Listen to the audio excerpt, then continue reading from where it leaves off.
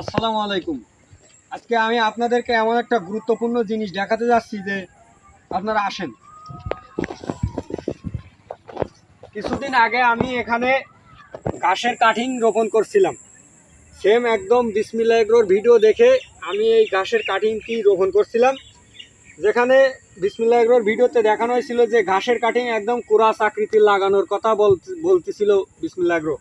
তো সেই অনুযায়ী আমিও আমার এই ঘাসের কাটিং কুরাস আকৃতির কাটিং লাগিয়েছিলাম, যেখানে লাগানোর কারণ হচ্ছে যাতে বেশি দ্রুত ঘাসের ঝালটা বৃদ্ধি পায় এবং দ্রুত বৃদ্ধি পাওয়ার কারণে কিন্তু ঝালটা বড় হবে।